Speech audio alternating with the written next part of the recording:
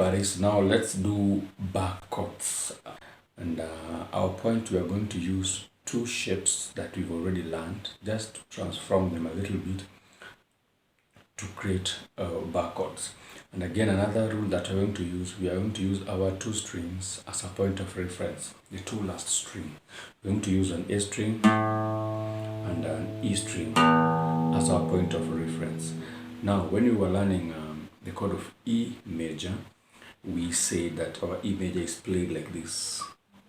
Our chord of E major. Technically, what we did, from the first fret we counted the first string, second string, and third string, and then on the second fret we counted first, second, third, fourth, and fifth. Now fourth and fifth, we press them against the fretboard using our two last fingers, which is the ring and the pinky, like this. Then on the first fret we press the third string, and that is how we played our E major. And now from this shape of E major, it is a shape that we are going to use to create a bar chord. We are also going to learn the names of the bar chord. And the beauty part of this shape is that it's a shape that it is movable anywhere up the fret. And what we typically need, or what we really need, is just at least 3 frets together. Then from the 3 frets we spread our shape, and then there we go. Now when we are doing an E major, you realize we only have 2 frets, the first and the second fret. Now having this shape, moving it to 1 step up the fretboard, then you realize we have our index finger hanging loose. This index finger, you slap it on top of the first fret, and there you go. We have our first bar chord. That's our first bar chord. Now this shape derives its name from the first string, where the index finger slaps the bar. So that first note of this last string, where the index slaps the bar, is the name of the chord. For example, I've done this like this. So this is here my bar. So this first note is the name of the bar chord. So this was an E. So this one is an F, definitely. So the chord that we've played automatically translates to an F major chord, which is an F bar major chord. That's how you play your F bar major chord. Now, this shape, I've said that it is movable up the fret. So if you were here and play that and move 1 step ahead, you can realize even the pitch has gone a little higher. That's another bar chord shape. And this bar chord is called now F sharp. Remember, this is F, F sharp, G, G sharp, A sharp, B, C. From B we go to C directly, remember that. We go to C sharp, then D sharp, then E, double dot. The octave begins again. So this one's an E, this one's also an E. Those are common basic knowledge. So now, when we do this one, it's an F, then this one's an F sharp. Then going up, this one is definitely a G, and this one is a G sharp. Another name for G sharp is A flat, because you are typically going to A, or flatted it back to A flat. So this one is an A bar chord, this one is an A sharp bar chord, then B. Then from B, we go directly to C. Remember, from B to C, there is no sharp or flat. It's a complete semitone jump. So that is the first shape on how to play our bar chords, and we've also learned the names of the bar chords across the fretboard. Now let's try the second shape. The second shape is going to derive its shape from, let me derive it from A major. We've learned A major open chord, and this is how we say it, that we come on the first fret and the second fret, we count the second, third, and the fourth string. We press all the 3 against the fretboard, then we strum from the 5th string downward. That's an A. That's an open A major. That's an open A major. Now, some people have derived different ways of playing this chord. They use this ring finger to press against the 3 string, and you realize when you're pressing, you make this part of your finger to press the strings like this, so this shape typically establishes itself when you press the 3 strings against the pressed fretboard while playing your open A like this.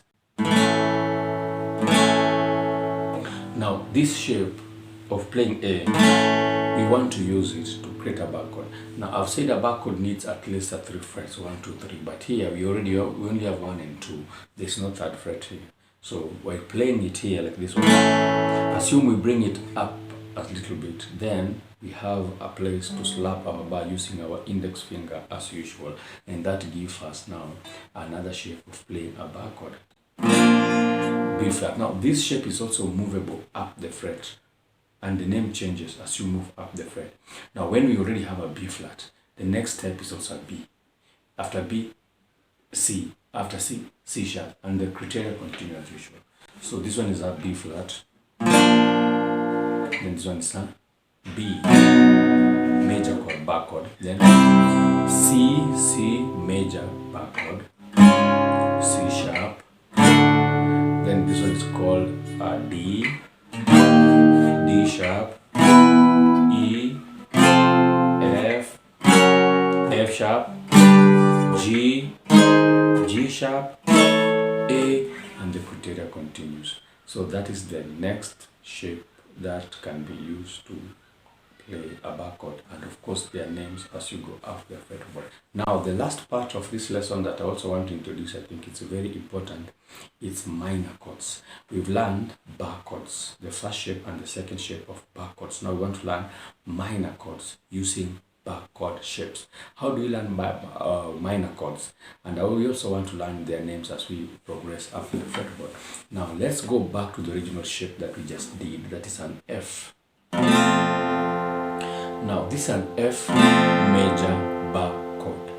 Now in this shape, I'm using all my 4 fingers. Now I want to omit the middle finger and let the rest remain. And when I omit the middle finger, I want to slap it on top of the index finger so that it can support the index finger to give enough energy to press all the strings against the fretboard. By doing so, I've already created what is called a minor chord. And that minor chord derives its name from the original major chord that we play. So what am I saying? This is an F major. Right? When I take my middle finger off, letting it hang like this one doesn't sound nice. My fingers are not comfortable. So I prefer let it join the first the index finger, and then I sound my strings. It sounds a little bit different from the original bar chord. This one's an F major, and this one is an F minor chord. Now this shape is also movable up the fret. It generates its name from the original bar chord at that particular fret that you're talking about. So here is an F. So this is an F minor. So this one is an F sharp major. Taking this one off and putting it here, it brings F sharp minor. This is a G major. This one is a G minor. G sharp major chord, G sharp minor chord, A major, A minor chord, A sharp, A sharp minor chord, B major, B minor chord. So that is the second, or that's the third shape that introduces us to minor chords or minor bar chords. Now the last shape that introduces us to minor chords or minor bar chords is this. We've played this shape as our second shape of playing bar chords, and we realized this shape was moving up the fretboard. It was easy to move it up the fretboard, and we've also given our notes names using the same criteria, basing on the fifth string. Now we want to use that shape. What we do, we just copy the shape of the first original bar chord, but what we do, we see these 3 fingers, we drop them each with a single string. So this pinky comes to this string, this ring finger comes to this one, then this one comes to this one, and then we've definitely formed a minor chord. And now, where does this minor chord derived its name from? It derived its name from the original major chord that was played like this one. So that is how we play the last shape of a minor chord. So when we say this shape, this shape was called a B flat major bar chord. So doing a minor chord at right that position will get its name as B flat minor. B flat minor. And this shape, this last shape, is also movable off the fret like the rest of the three shapes that we've played a while ago.